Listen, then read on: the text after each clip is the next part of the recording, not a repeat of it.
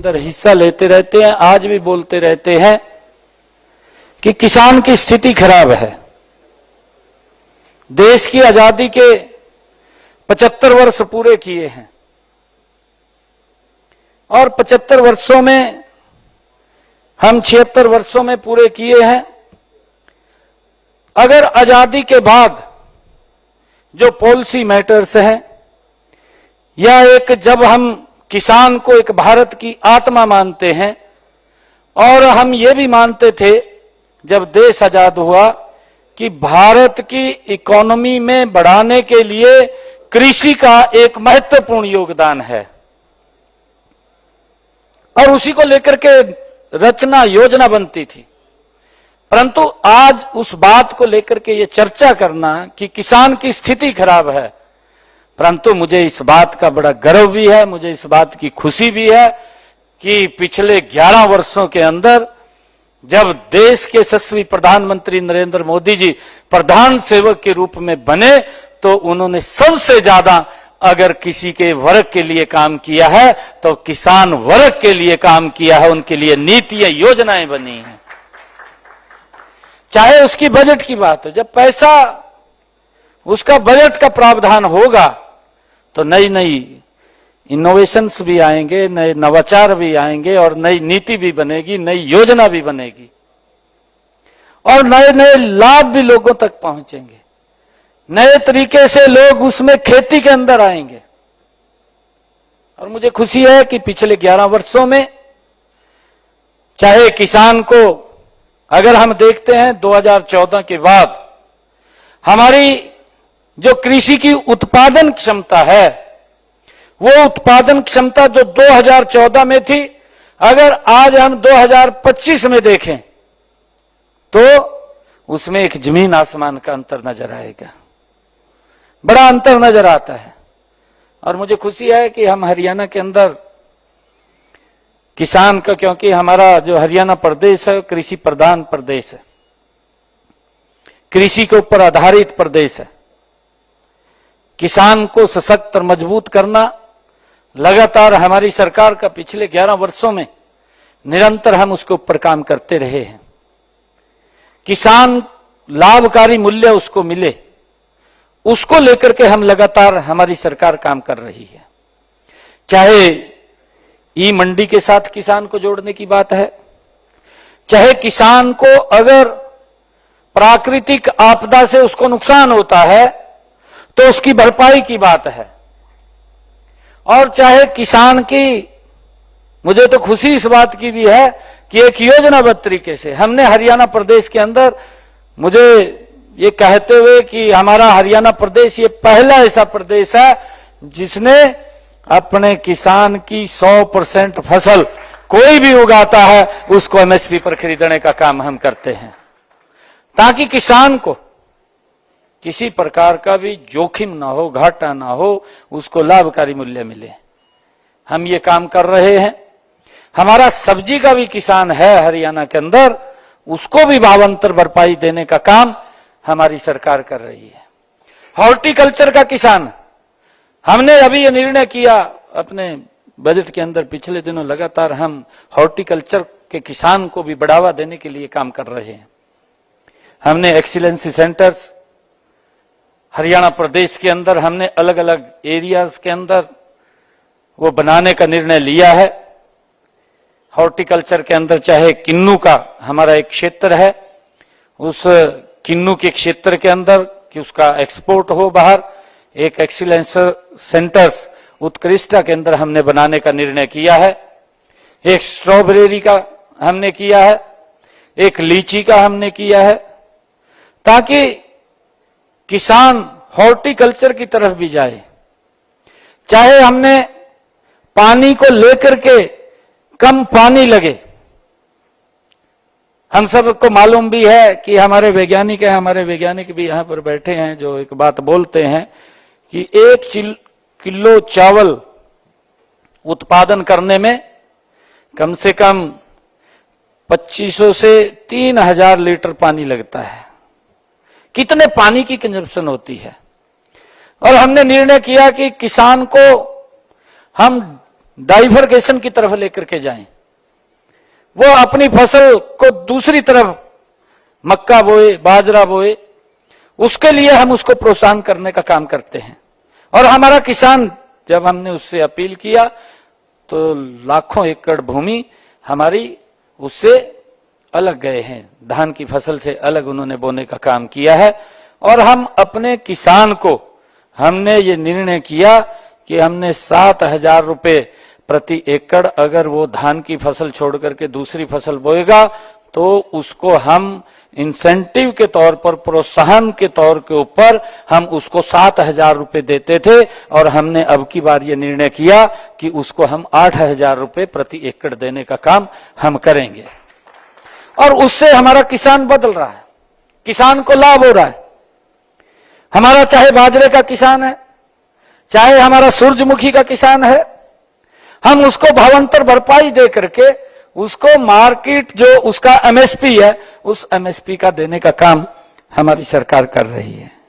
चाहे हमने सिस्टम के लिए हरियाणा के अंदर, क्योंकि पिछले दिनों ये बहुत ज्यादा एक आवाज भी उठती थी, क्योंकि हमारा हरियाणा दिल्ली के एकदम सटा हुआ है, 3 तरफ से हरियाणा सटा हुआ है। और दिल्ली की सरकार कई बार ये बात बोलती थी कि भाई पंजाब का किसान और हरियाणा का किसान अपनी पराली को जलाता है और उसके कारण से पोल्यूशन यहां हो जाता है, इस प्रकार की स्टेटमेंटें आती थी। परंतु हमने अपने किसान के लिए एक मिशन मोड के अंदर काम किया। हमने, हमारा किसान कोई पराली न जलाए, उसके लिए हमने उनको इंस्ट्रूमेंट, जो कृषि आधारित संयंत्र थे, उन संयंत्रों को सब्सिडी पर देने का काम, उसकी सब्सिडी भी तय की, हमने किसान तक पहुंचाने का काम किया है। और किसान से हमने ये आग्रह भी किया कि आप अपने खेत की पराली या गन्ने की पाती या गेहूं के जो भान्ने हैं, आप उसको नहीं जलाएंगे। अगर आप उसको नहीं जलाएंगे, उसको सब्सिडी के लिए हमने इंस्ट्रूमेंट भी दिया और प्रति एकड़ हमने 1,000 रुपया उनको देने का निर्णय किया कि अगर वो नहीं जलाएंगे तो हम उसको 1,000 रुपये प्रति एकड़ देंगे। और अभी हमने उसको बढ़ा करके 1,500 रुपये किया कि हम 1,500 रुपये देंगे।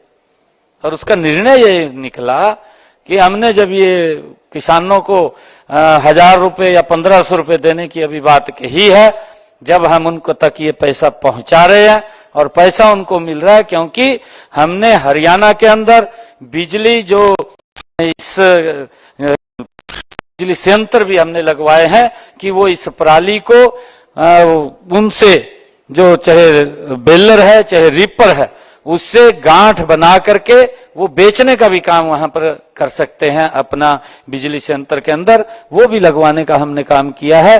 और आज मुझे खुशी है कि माननीय सुप्रीम कोर्ट ने पिछले दिनों एक टिप्पणी दी।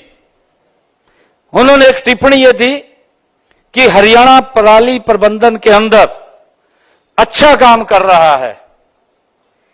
पड़ोस की जो सरकार है पंजाब की, भी उसको उससे सीख लेनी चाहिए। ये माननीय सुप्रीम कोर्ट की टिप्पणी है, अच्छा काम किया है इसके अंदर। हमारा किसान ने उसके अंदर हमारा सहयोग किया है। जब हम उसके अंदर खड़े हुए हैं तो उन्होंने सहयोग किया है, उन्होंने पराली नहीं जलाई। और पराली नहीं जलाई तो उसका परिणाम ये निकला कि हमने उस सुविधा को ठीक किया है। चाहे हमने आदरणीय प्रधानमंत्री जी द्वारा जो प्रधानमंत्री कृषि सिंचाई योजना है, 85% हम किसान को उसके ऊपर सब्सिडी दे रहे हैं। और सब्सिडी देकर के किसान को मैंने कहा है कि ज्यादा क्षेत्रफल के अंदर अब वो अपनी पैदावार कर रहा है। उसका परिणाम ये है कि हम स्प्रिंकल इरिगेशन और ड्रिप इरिगेशन के माध्यम से किसान की पैदावार बढ़ रही है, उसका पानी भी कम लगता है, और पानी कम लगता है तो उसकी पैदावार भी बढ़ती है। हमने उसके अंदर भी काम किया, उसका लाभ मेरे किसानों को मिला है।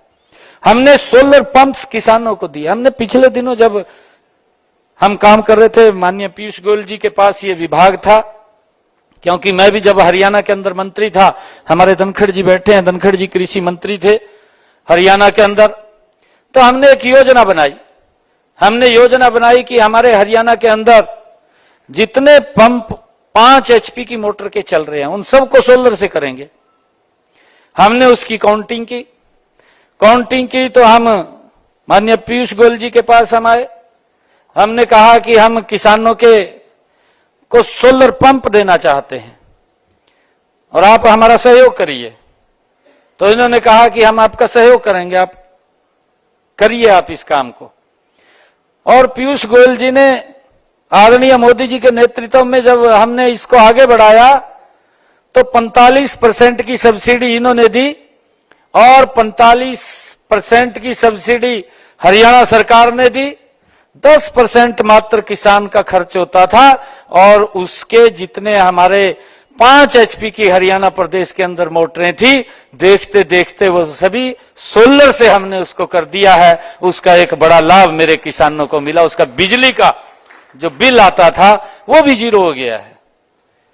हमने ये उसके अंदर काम किया और उसके बाद हमने इसको आगे बढ़ाया।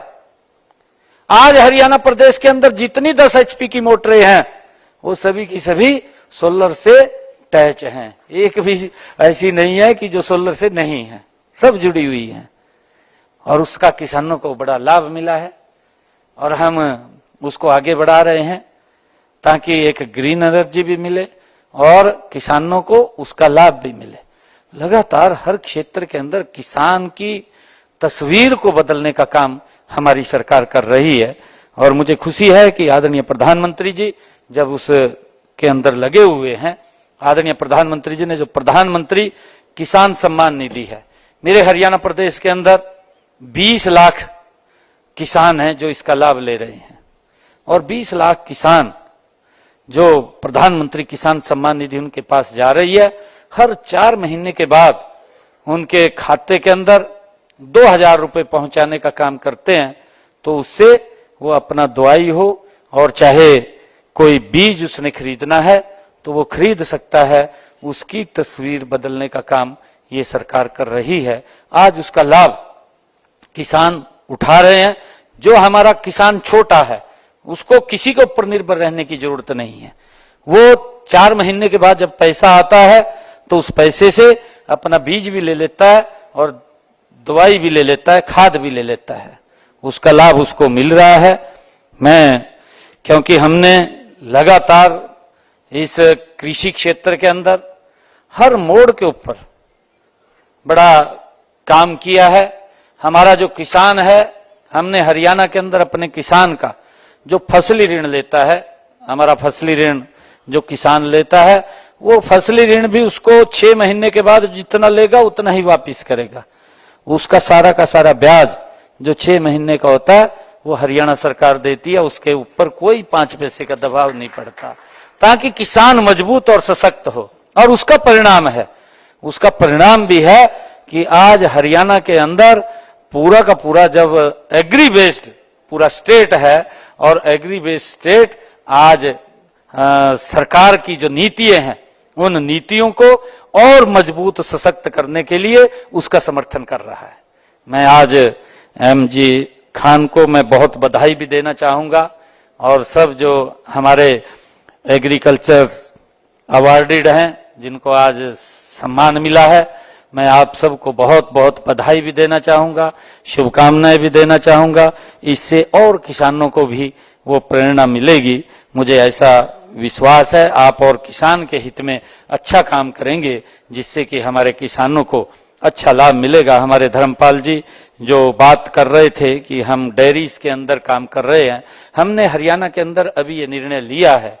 हरियाणा में हमने निर्णय लिया है कि जो किसान प्राकृतिक खेती करेगा, अगर 1 एकड़ में वो प्राकृतिक खेती करता है तो हम उसको 30,000 रुपया देसी गाय के लिए देंगे और हम दे रहे हैं, सब्सिडी के ऊपर दे रहे हैं कि प्राकृतिक खेती 1 एकड़ भी करेगा तो 1 एकड़ की एवज में वो देसी गाय खरीदेगा तो सरकार 30,000 रुपए उसको देगी ताकि किसान को सशक्त और मजबूत किया जाए।